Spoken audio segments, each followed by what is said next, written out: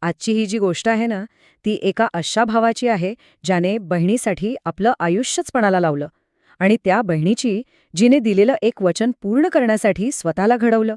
ही गोष्ट फक्त त्यागाची नाहीये, तर एका अतूट वचनाची आहे. कधी विचार केलाय, जत्रेच्या त्या गर्दीतल्या गोंधळातला फक्त एक क्षण, फक्त एकच क्षण आपलं अख्खं आयुष्य कसं बदलू शकतो? नाही ना? चला तर मग, ही गोष्ट सुरू होते तीच अशा एका क्षणापासून. तर गोष्ट सुरू होते एका गावातल्या जत्रेपासून. एकदम गजबजलेली जत्रा. तुम्ही कल्पना करू शकता. सगळीकडे रोषणाई, खेळण्यांच्या दुकानांचा आवाज, माणसांची गर्दी आणि याच गर्दीत रोहन आपल्या लहान बहिणीला, सियाला घेऊन आला होता. आता लहान मुलं जत्रेत गेल्यावर काय करतात? सियाने एका सुंदर खेळण्याकडे बोट दाखवलं आणि आपल्या बहिणीचा हट्ट पुरवण्यासाठी रोहन ते खेळणं घ्यायला वळला. आणि तो क्षण, तो फक्त एक क्षण होता. पण तो एक क्षण, तो एकच क्षण घातकी ठरला. पैसे देऊन तो मागे वळला आणि पाहतो तर काय, सिया तिथे नव्हतीच, गायब. जणू काही त्या प्रचंड गर्दीने तिला गिळूनच टाकलं होतं.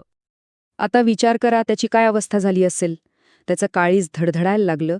तो वेड्यासारखा ओरडत सुटला, सिया, सिया. पण त्याचा आवाज त्या जत्रेच्या गोंधळात कुठे विरून गेला कळलंच नाही. हळूहळू जत्रा संपली, दिवे विझले, वरून पाऊस सुरू झाला, सगळं शांत झालं. पण रोहनचा शोध काही थांबला नाही.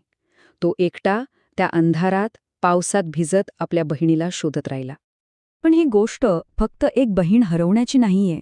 रोहनचं दुःख किती मोठं होतं हे समजून घ्यायचं असेल ना, तर आधी हे समजून घ्यावं लागेल की सिया त्याच्यासाठी होती तरी कोण?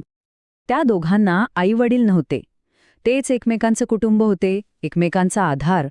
रोहन जे काही कष्ट करायचा ते फक्त सियासाठी. आणि सियाचं हसणं, तिचं असणंच रोहनच्या जगण्याचं कारण होतं. ती त्याचा श्वास होती, तर तो तिचं संपूर्ण जग होता. इतकं घट्ट नातं होतं त्यांचं. आणि त्यासाठी रोहन काय करत होता? तो दिवस रात्र मजुरी करायचा. स्वतःसाठी त्याने कधीच काही ठेवलं नाही. मिळणारा प्रत्येक पैसा तो फक्त आणि फक्त सियाच्या शिक्षणासाठी वापरायचा. त्याचं एकच ध्येय होतं, एकच स्वप्न होतं की आपली बहीण खूप शिकली पाहिजे, मोठी झाली पाहिजे. आणि असं नाही की सियाला हे कळत नव्हतं. तिला तिच्या भावाच्या कष्टांची पूर्ण जाणीव होती. आणि म्हणूनच ती अगदी निरागसपणे त्याला नेहमी म्हणायची. तर ती रात्र कशी तरी सरली, पण सिया काही सापडली नाही. रोहन अक्षरशः तुटून गेला होता. त्याला काहीच सुचत नव्हतं. पण दुसऱ्या दिवशी सकाळी त्याच्या दारात त्याला आशेचा एक छोटासा किरण दिसला, एका कागदाच्या तुकड्याच्या रूपात. त्या लहानशा कागदावर सियाची अक्षरं होती. काय लिहिलं होतं? दादा, मला शोधू नकोस, मी सुरक्षित आहे, तू फक्त मजबूत राहा. तुझी सिया. आता विचार करा, या शब्दांनी रोहनला धीर कसा मिळणार? उलट तो आणखीनच प्रश्नांच्या गर्तेत अडकला. मी सुरक्षित आहे, पण कुठे? मला शोधून नकोस, पण का? या एका चिठ्ठीने त्याला जगण्याचा आधार तर दिला, पण अनेक उत्तरांशिवाय. आणि मग काय? त्या एकाच चिठ्ठीच्या आधारावर रोहननी वर्ष काढली, एक एक दिवस मोजत. दिवस गेले, महिने गेले, वर्ष सरली. त्यांनी अजून कष्ट केले. गावात स्वतःचे एक छोटंसं वर्कशॉप सुरू केलं.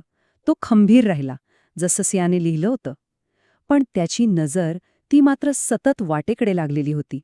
आणि मग एक दिवस गावात एक मोठी अनोळखी गाडी शिरताना दिसली. अशी गाडी गावातल्या लोकांनी कधीच पाहिली नव्हती. साहजिकच गावातल्या सगळ्यांच्या नजरा त्या गाडीकडे लागल्या.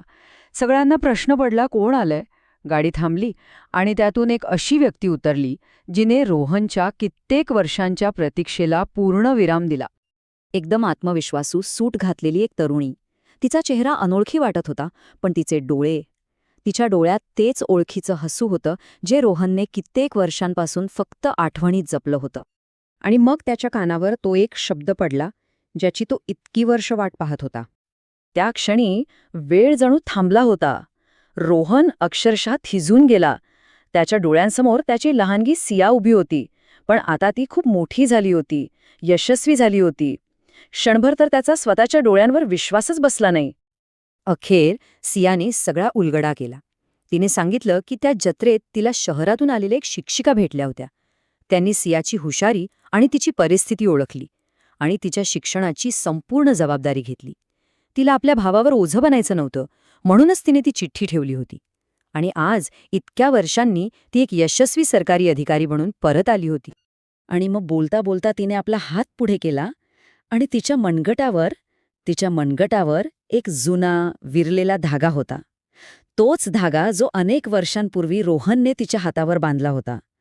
धागा जुना झाला होता, पण नातं ते मात्र तितकंच घट्ट, तितकंच नवं होतं.